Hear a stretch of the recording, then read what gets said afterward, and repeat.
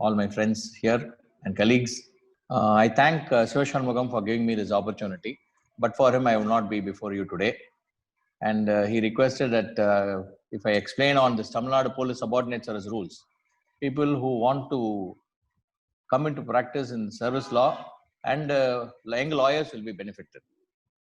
Coming to the subject, this Tamil Nadu Police Subordinate Service rules, D&A rules, came into effect from 1/1/1955, and the subordinate service rule applies to inspectors of police, sub-inspectors of police, head constables, and grade 1 constables, women. Assistant commissioner and above, they come in state service. Therefore, subordinate service is only inspector and below. So these rules apply to them. Rule 2 of the Tamil Nadu Police Subordinate Service rules speaks about various punishments to be imposed. The punishments are minor punishments and major punishments. Minor punishments are classified under Rule 2A as reprimand, 2B as censure, 2C as withholding of increment or withholding of promotion, and 2F is regarding suspension for a specified period. All these are minor penalties. Major penalties have been prescribed under 2 subclause D as reduction into lower rank or seniority, removal, compulsory retirement, and dismissal from service. These are the major penalties prescribed under Rule 2. So Rule 2 will be referred for all the penalties, which are the penalties which can be imposed. There is a Rule 2 capital A, which reads as follows. It says the governor or any authority empowered by him by general or special order may institute disciplinary proceedings against any member of service. Now you may have a doubt why this 2A has been introduced. 2A are circumstances such as supposing a revenue division officer conducts an inquiry under PSO 151, earlier it was PSO 145. He has to, Public and Law Department will have to pass a GO authorizing to conduct an inquiry. He has to conduct an inquiry, forward the report regarding death in custody, torture in police station, and other tortures in the police station, and he has to send the report to the collector. Collector in turn will send to the government. Government will pass a government order directing the Director General of Police or his lower authorities to institute disciplinary proceedings against these subordinate police officers. Therefore, Rule 2A state special order is in such circumstances. General order are, government has passed a general order also delegating its powers for institution of disciplinary proceedings by any authority, that is the appointing authority, to frame a charge against the individual. Against an inspector, a DIG of police frames a charge in Mobasal, and a commissioner of police frames a charge in Chennai City Police. So far as sub-inspector and police constables are concerned, even the superintendent of police can frame a charge against them. So this is regarding Rule 2A. Now coming to Rule 3. 3 is a very important rule in Tamil Nadu Police Subordinate Service rules because 3 has various provisions: conducting of a minor charge inquiry, conducting of a major charge inquiry, placing a person under suspension, dismissing a person when he is convicted from service. All this comes under Rule 3. So we will go one by one what Rule 3 says. In Rule 3A, it says, in every case where it is proposed to impose on a member of a service any of the penalties specified in clause A, B, C, E, F of Rule 2. I already told you minor penalties. These are minor penalties which come under Rule 2. If those penalties have to be imposed, what the rule says is, he shall be given a reasonable opportunity of making a representation which may so desire, and such a representation shall be considered. The rule does not contemplate formulating a specific charge under Rule 3A. A mere show cause notice without enclosing any document, only the allegation will be stated and you will be called for an explanation within a reasonable time of 15 days and you have to give a reply. That reply has to be considered and final orders can be passed. The rule does not contemplate an oral inquiry or a specific charge to be framed under Rule 3A. So only a show cause notice is contemplated. In the same Rule 3A, a proviso was added. In certain cases, what happened? That once an explanation was given, the authority felt that this warrants a major penalty because his explanation is not considered proper.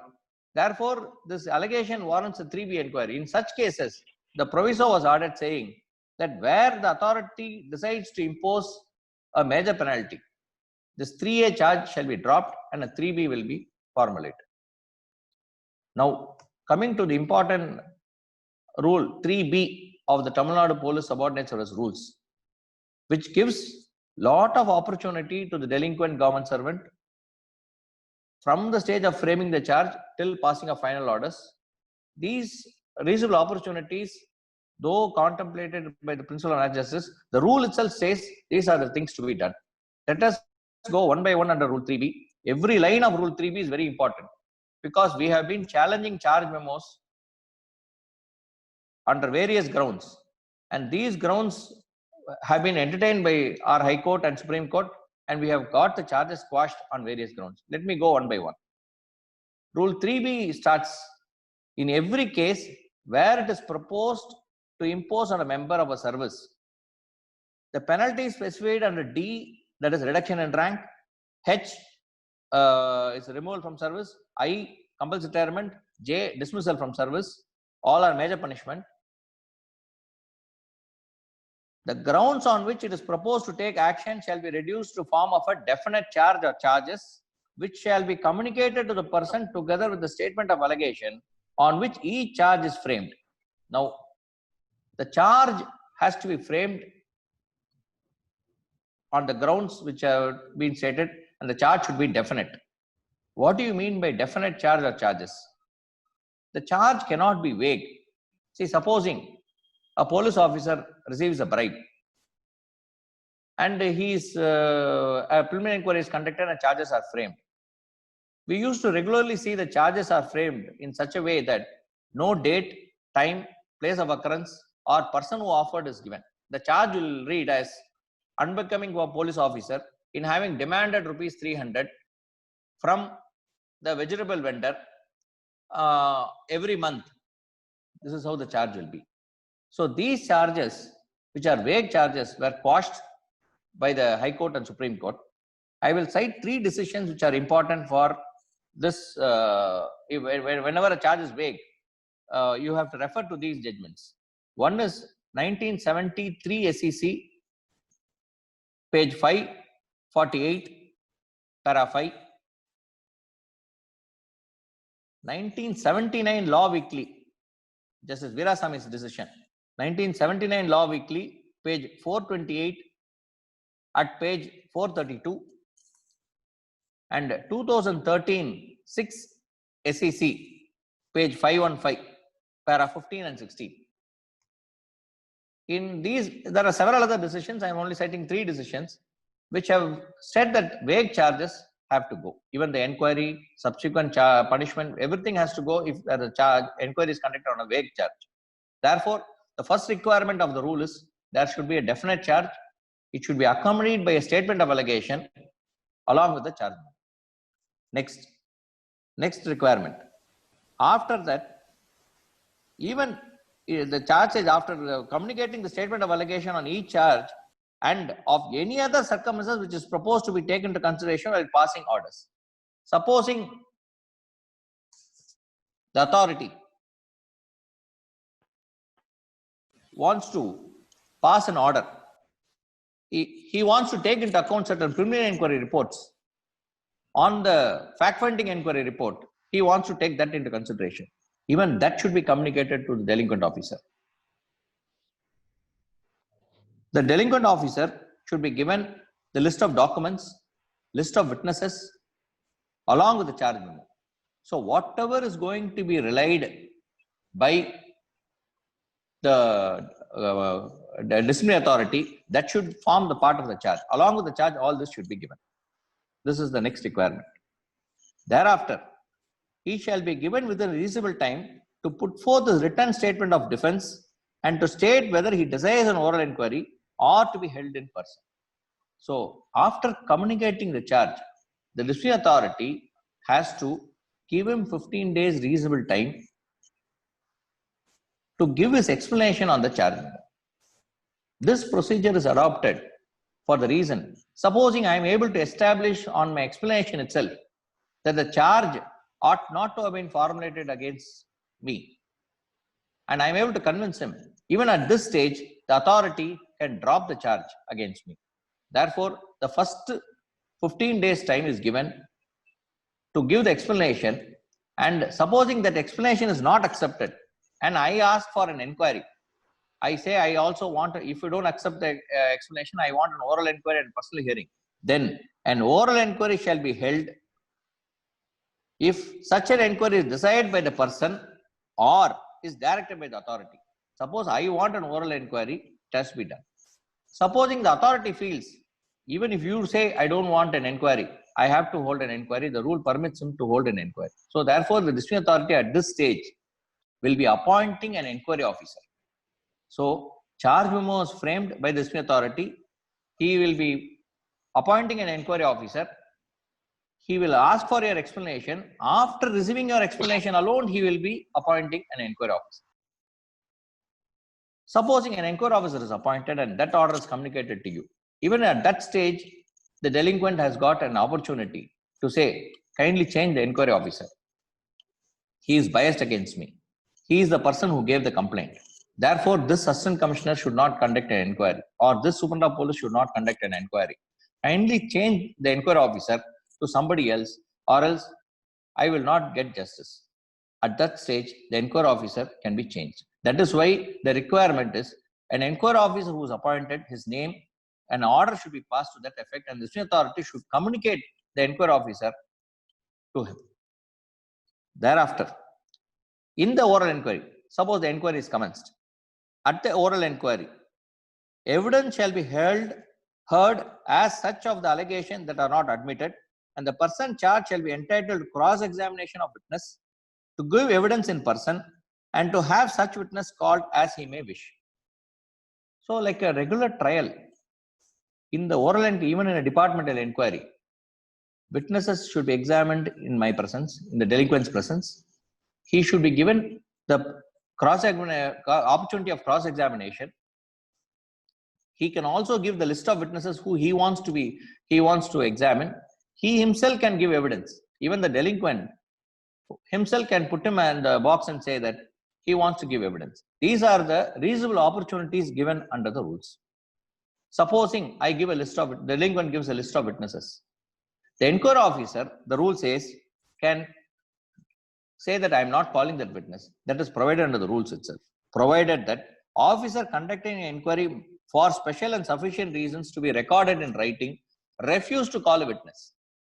There are circumstances in which, supposing the delinquent is a police constable, he wants an SP to be inquired, and the inquiry officer finds that there is absolutely no necessity, the superintendent of police has nothing to do in the inquiry.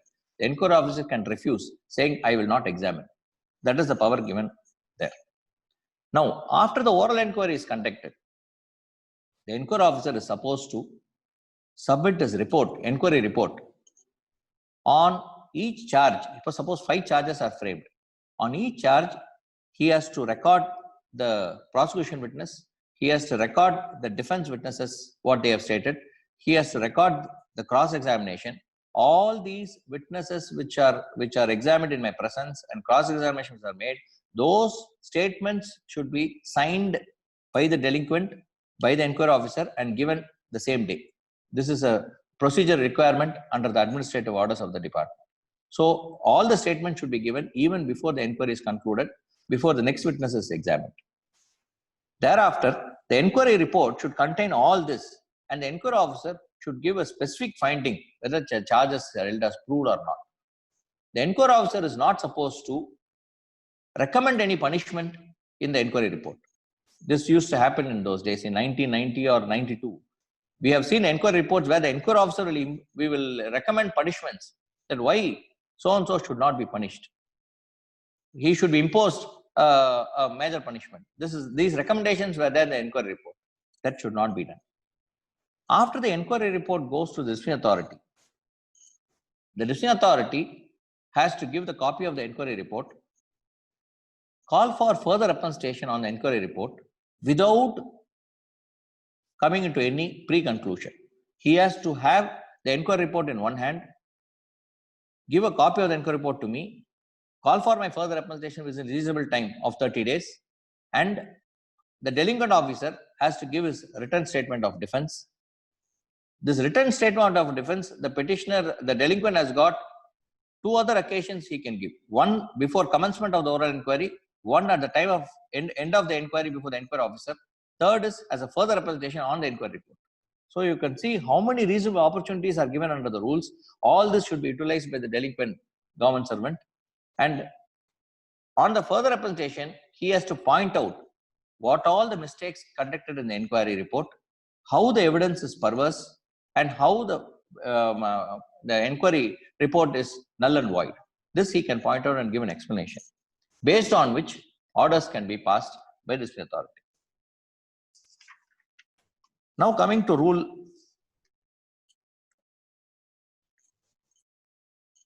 3B Roman 2 in the further representation. There was an amendment issued in 1997 on 10/11/97, saying that what had happened in several inquiry reports, evidences which were not adduced during inquiry had started being coming in the further representation. Therefore, this amendment was issued which stated, any representation received on behalf of the period shall take into consideration before making any order imposing penalty, provided that such representation shall be based on the evidence adduced during inquiry only. Inquiry officer should also only rely the evidence written during inquiry. My explanation, further representation should also be based on only those evidences written during inquiry. That was the amendment which was brought. After Rule 3B, inquiry is conducted. Another important rule is Rule 3C. Rule 3C 1.1 are cases where, supposing a government servant is prosecuted before the court of law, a sub-inspector or inspector is convicted for receiving bribe. In such case, should a 3B inquiry be conducted, Rule 3C says not required. He can straightaway be imposed a penalty of dismissal, removal, compulsory retirement after giving a show cause notice. That is Rule 3C. I'll read Rule 3C now.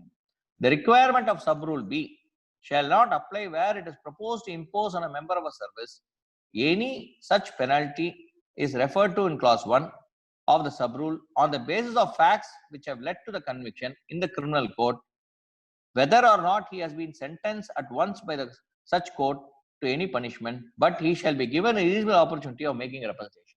Therefore, all that conviction has been given, the authority has to take into account for what purpose he has been convicted, a one-page show cause notice stating that you have been convicted and impose this punishment. Therefore, why a punishment should not be imposed against me? He need not even indicate the punishment. He has to give a show cause notice. That is Rule 3C. There is another Rule 3C2 and 3D. These two provisions are special provisions enabling the governor to dispense with the requirement of even issuing a show cause notice in the interest of security of the state. Straightaway an order can be passed dismissing a person who is convicted.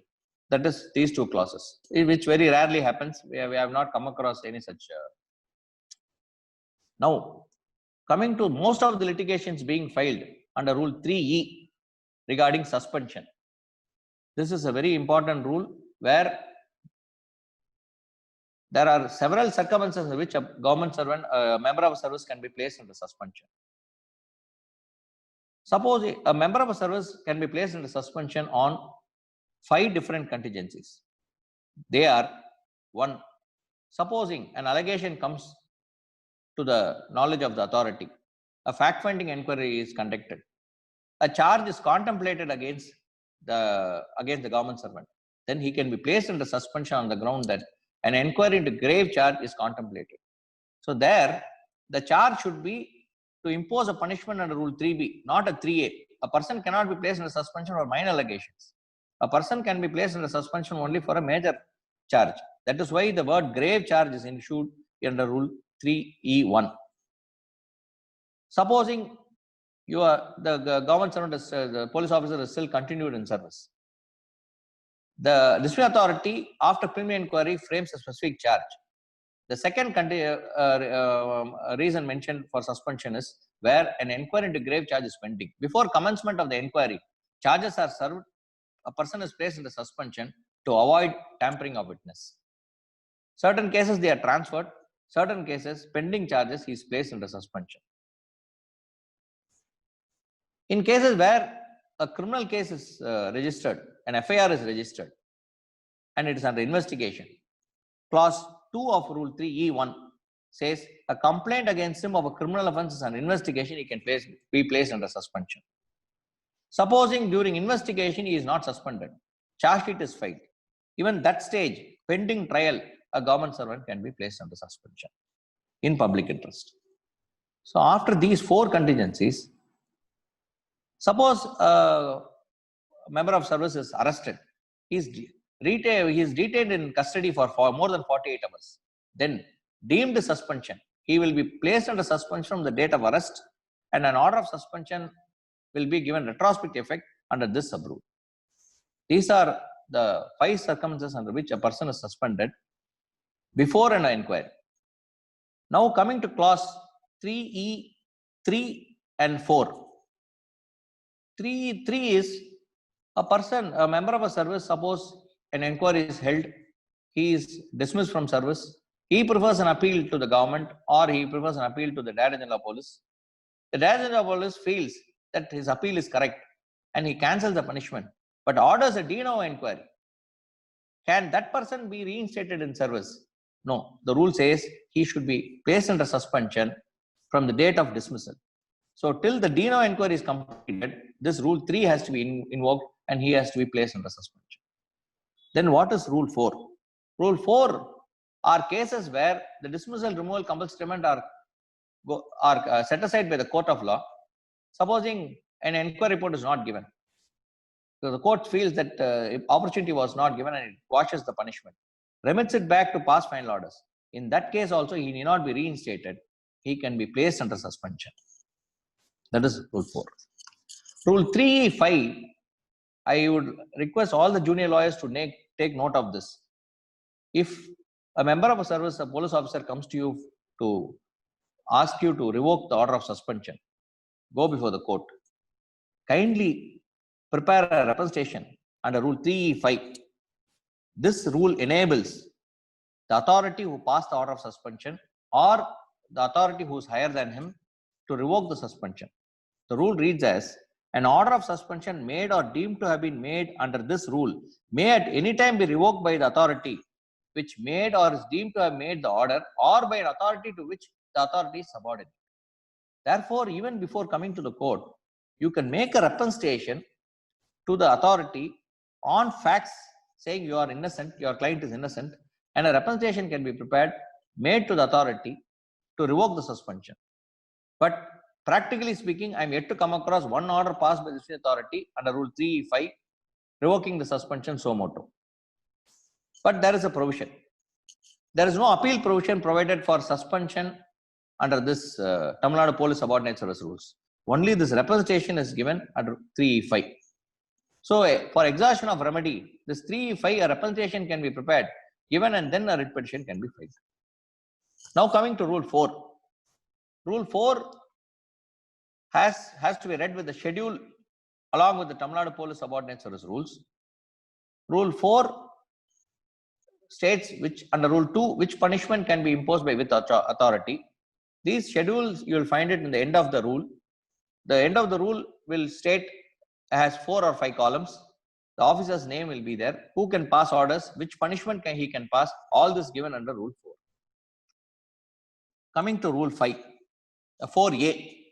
4A was also amended and introduced in 1996.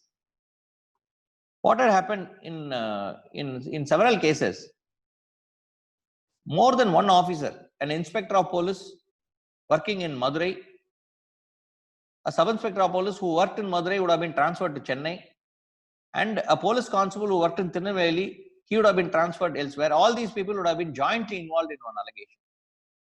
In such circumstances, various punishments were issued by various authorities, and the point of discrimination in punishment had come. Therefore, it became necessary for the authorities to amend the rule. Rule 4A was introduced, which says, in any case where more than one member of a service are involved, the authority competent to institute disciplinary proceeding and impose any penalties in Rule 2 shall be the authority in respect of the member who holds the highest post, and the disciplinary proceeding against all of them shall be taken together. So a common inquiry will be held. Supposing inspector now working in Chennai is the highest officer involved, then the final order will be passed by the Commissioner of Police. Even for a sub-inspector who is working in Madurai or Tirunelveli, one order will be passed. Therefore, a point of discrimination will be avoided. That is why Rule 4A was introduced. Then there is a proviso to Rule 4A.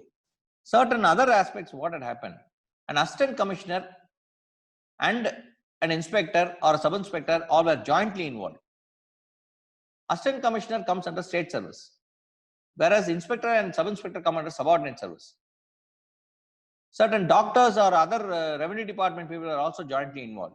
In those cases, what to do? The proviso was introduced, saying, provided that in case where a member of a service and a member of other service are jointly involved, whose cases are interconnected, all are involved in the same allegation, the government shall be the authority competent to institute disciplinary proceedings against the member of a service and impose any penalties under Rule 2. And in such cases, the administrative department secretary, in respect of the member who holds the highest post, will initiate disciplinary proceeding and issue final orders after complying with the entire procedures laid down under the rules. So, the secretary to government, suppose the assistant commissioner is involved, a doctor is involved, a revenue VAO is involved, an inspector is involved, then the secretary to government, now the additional chief secretary to government, home department, he will be the disciplinary authority to institute disciplinary proceedings and pass final orders. That is the proviso which has been included. Now coming to Rule 5. 5 deals with appeal. A member of a service shall be entitled to prefer an appeal against an order of penalty imposed against him under Rule 2. This is Rule 5. And Rule 5A deals with where government passes the original punishment. As I told you under Rule 4 capital A, government passes order even to a police constable when he is involved along with an assistant commissioner. In that case, an appeal to DGP or lower authority cannot be made because government passes the original order. In such cases, Rule 5 capital A comes into effect.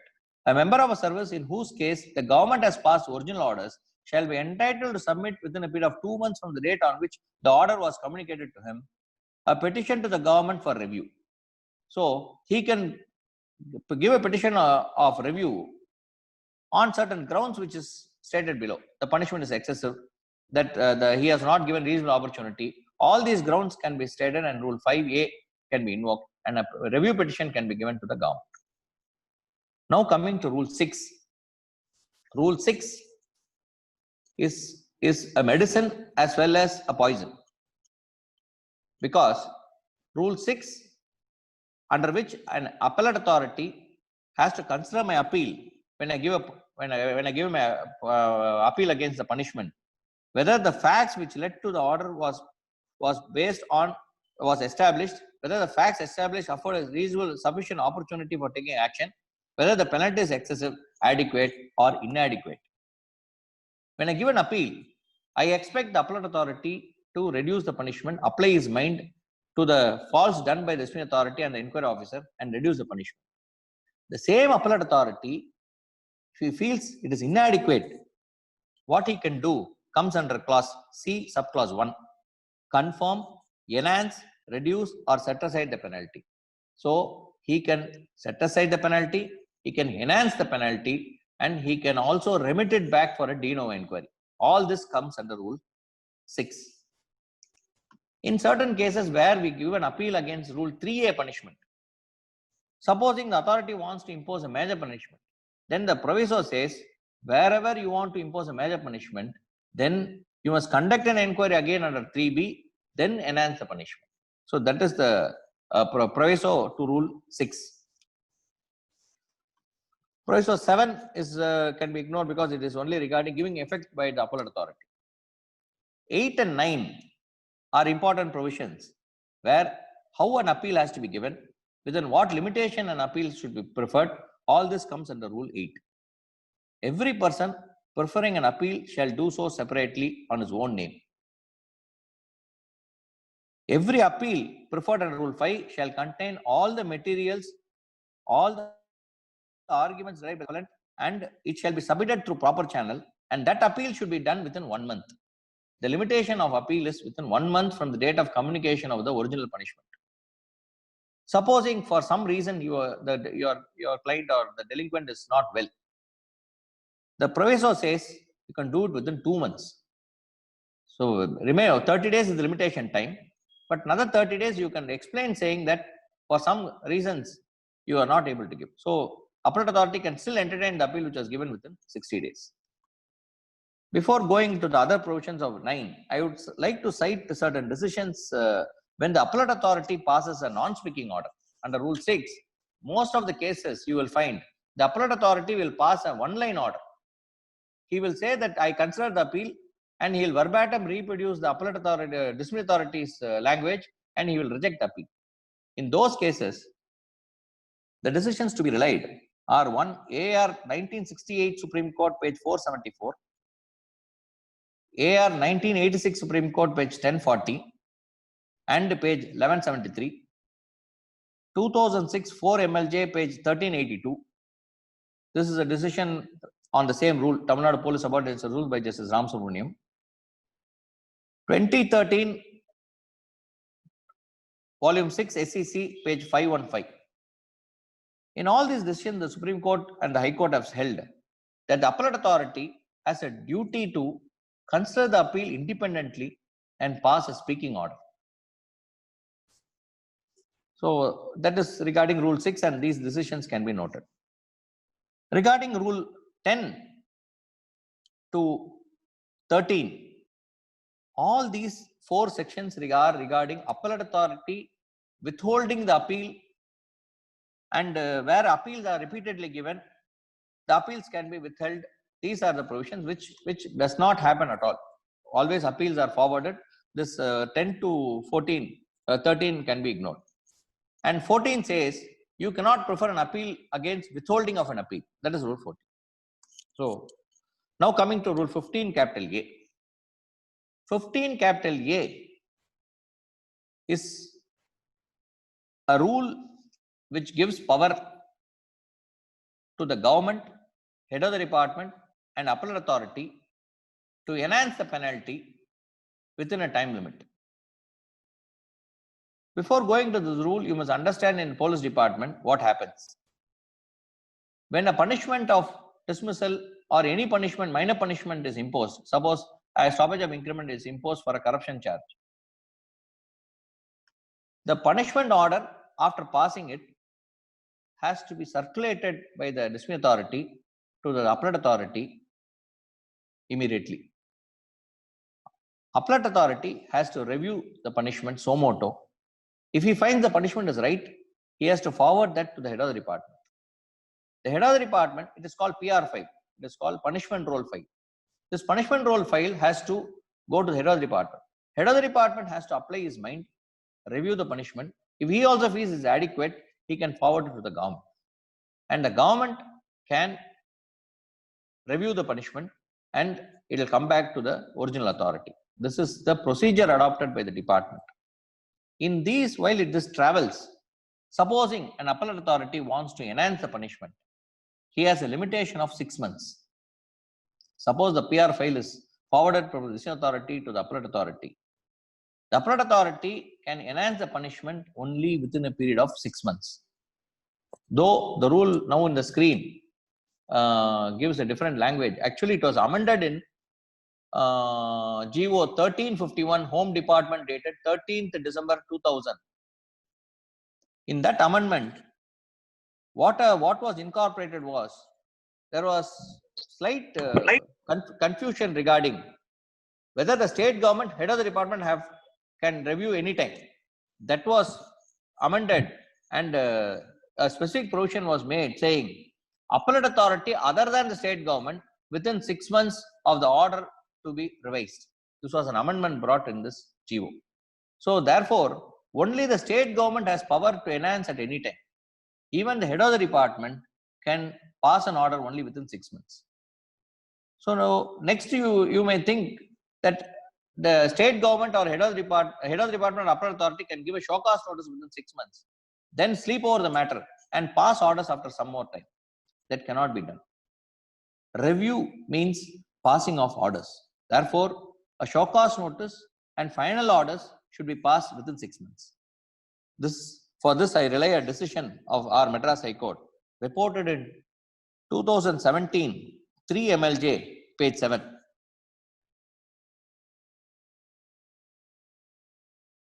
In that decision, what had happened was, head of the department passed an order reviewing the punishment, and he confirmed it. State government again issued a show cause notice. The High Court said, when the review power under Rule 15 capital A states state government or head of the department or appellate authority, when there is or, you cannot read or as and. When one authority exercises the power of review, the other authority cannot exercise it again. That was the decision rendered in that case. So 6 months limitation is there, and enhancement is also there. Now you may also have a question. State government at any time. So the government can the government pass orders even after 4 or 5 years? Strictly speaking, as per the rule, it anytime means it can pass orders. But that was also heavily condemned by the Supreme Court in 2014, 1 SEC page 156, where the Supreme Court said that any time means any reasonable time. So therefore, if an order is passed after 2 years or 3 years, that can definitely be tested with this decision. So coming to Rule 15 capital A, subclause, there the enhancement punishment also, if suppose the punishment was a minor punishment under 3A, he wants to impose a major punishment, then inquiry should be conducted under Rule 3B. Head of the department also has got some restriction for power of review. Like clause 1 says, the authority which made the order should be in an appeal. And the authority which an appeal would lie, where no appeal was preferred, is subordinate to him. So an appeal should lie to him, and that authority who passed the order should be subordinate to him. And proceeding for review even for the government, there is a restriction. Within 30 days of appeal time, government cannot issue a show cause notice. Appellate authority or head of the department or the government cannot invoke the power under Rule 15 capital A within the period of 30 days. That is clause 2 of 15A. Or disposal of appeal where such appeal has been preferred. So supposing I preferred an appeal, my appellate authority is considering the punishment. Government cannot invoke the power of review and say, I am going to enhance the punishment. That is the proviso given under the rules. 15B states, nothing contained in these rules shall be deemed to preclude the state government from reviewing its own order previously passed. This is an enormous power given to the government, that suppose government imposes a punishment, later the government finds the punishment is not proper, it can review it. That is under Rule 15B. 16, 17 and 18 can be ignored because those situations do not arise now. Now, I would like to cite certain decisions regarding reasonable opportunity when it has to be given. See, in certain cases, the inquiry officer will hold the charges as not proved, and he will communicate the inquiry report to the disciplinary authority. Disciplinary authority will want to deviate from that finding. He will want to impose a punishment. He will not want to leniently view it. He will want to pass a punishment. Can he straightaway pass an order by calling for my explanation, simply giving the inquiry report and giving a further application? Can he do it? No. The Supreme Court said you have to give a dissenting view.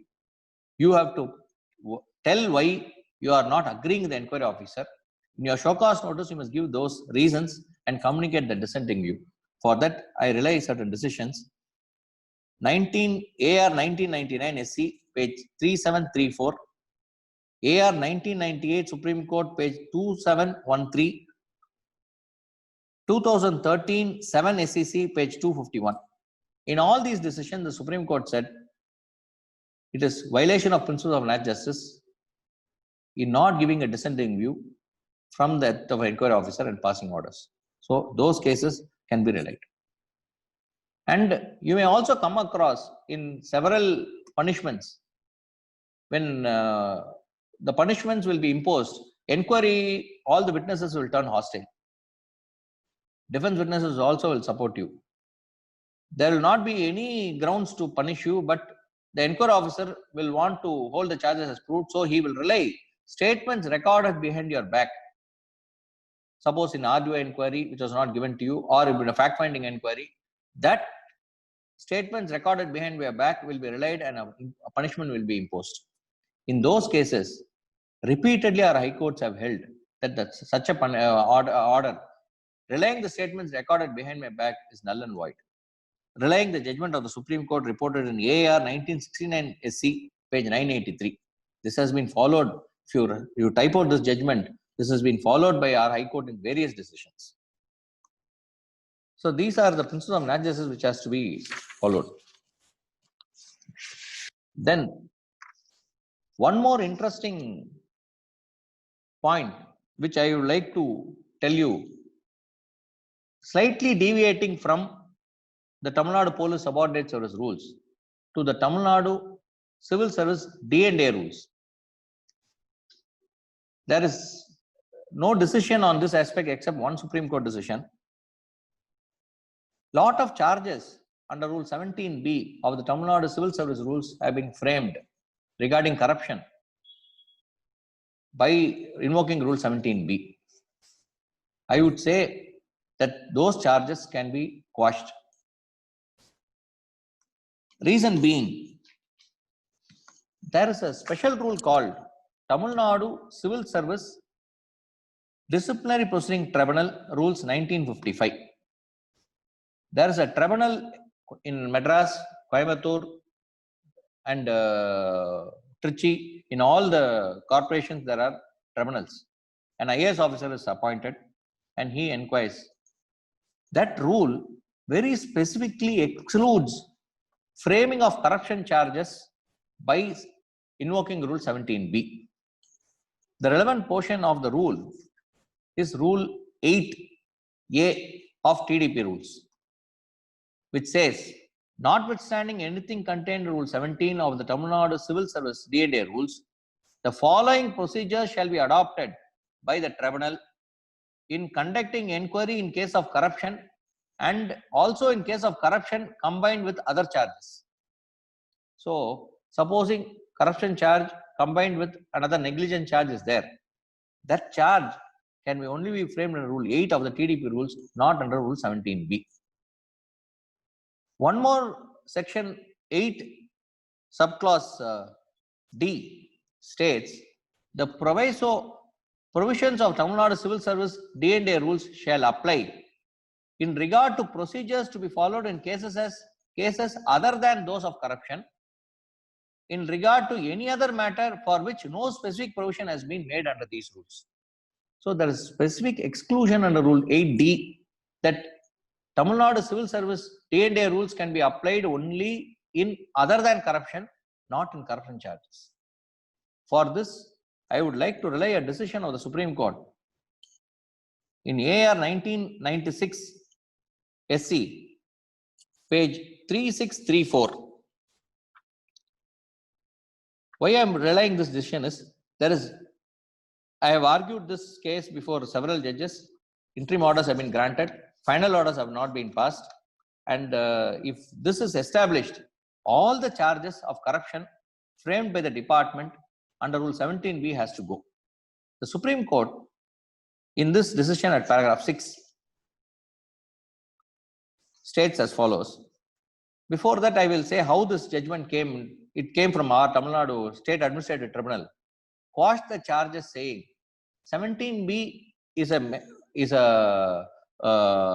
main rule, and whereas TDP rule is a procedure rule, and quashed the charge memo framed by TDP of a corruption charge against an SP. That was taken on appeal to Supreme Court. Supreme Court said, no, you are wrong. Substantial provision is the TDP rules. Therefore, you cannot frame a charge of corruption by the department.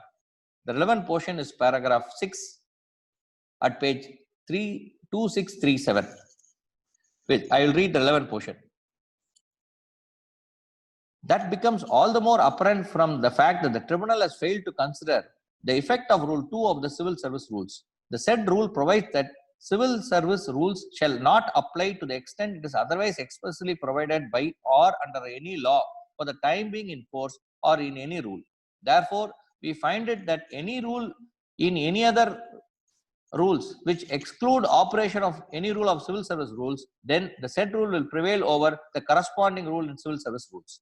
Rule 8 of the disciplinary proceeding rules in clear terms excludes the operation of Rule 17 while conducting inquiries in case of corruption and also in case of corruption combined with other charges. The words notwithstanding anything contained in Rule 17 are categorical and very clear discloses the intention of the rule-making authority that while conducting inquiry in case of corruption and also in case of corruption combined with other charges, the procedures in the Rule 8 has to be followed and not the procedure prescribed in Rule 17.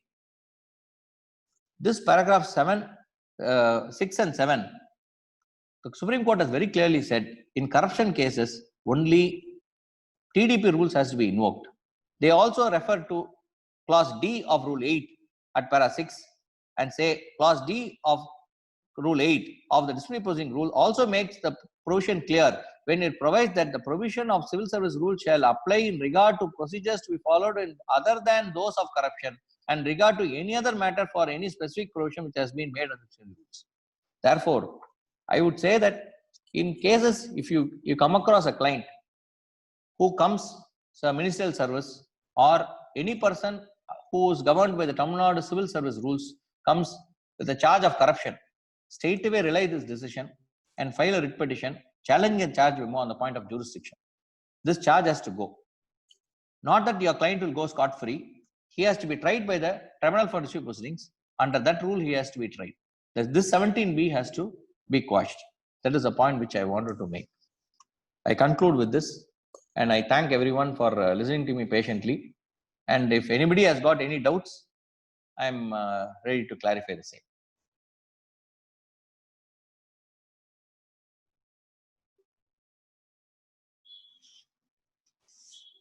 Tell me, Shiva. Good afternoon, sir. This is Sir, good afternoon, sir. Sir, good afternoon, sir. Tell me, very sir. nice of you, sir. Thank you, sir. Thank you, sir. So I heard your speech, sir. It was very excellent. Thank you, sir. It was a bit enlightening. This is a very small area of practice, but Yes. it has a very good impact on litigations.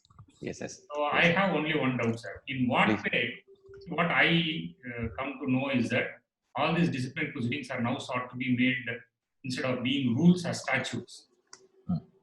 In that case, these departmental inquiries, proceedings, everything will be part of the statute, or these rules still continue? The rules are very, all the rules which I read now, Rule 3B, which major part which conduct of inquiry, itself gives a lot of opportunities to the delinquent government servant. So we do not travel to any decisions of the Supreme Court because the rule itself gives all the opportunities. So after several amendments, what the rule stands as on today, which is framed under 309 of the Constitution, the rule itself provides all the opportunities, and if the rules are properly followed, no delinquent can say that he was not given a proper opportunity. It is only the authorities who try to read in between the rules and pass orders. See, that is what I said. They call for witnesses. Witnesses are examined in inquiry. If a vigilance directs to conduct an inquiry, the inquiry officer will have a sword hanging on his head that he has to hold the charge as proved. In all cases I have seen, what they will do is, they will not record the statements which are given during inquiry.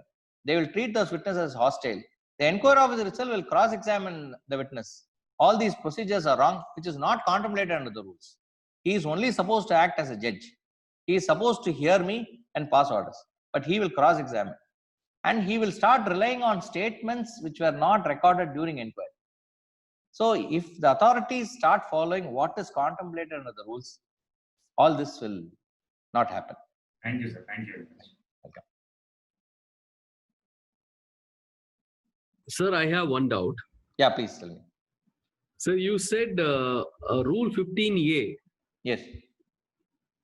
You said government cannot within 30 days pass an order or something. Yes. Yes.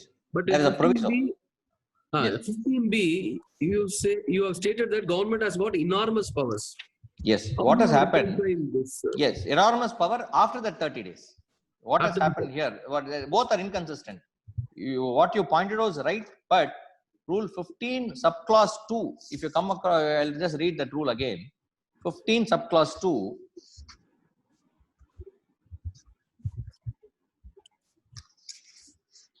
No proceeding for review shall commence until the expiry of period of limitation for an appeal. So appeal time is 30 days. So head of the department, appellate authority or government cannot review 15A. There is a clause here. Disposal of appeal where an appeal has been given. Suppose I prefer an appeal is pending. They cannot. These are the two. Their order itself says no proceeding for review shall commence until after. This has to be read. This has to be read separately. Now coming to 15 is not regarding review of disciplinary proceedings. That is a case where government passes an order.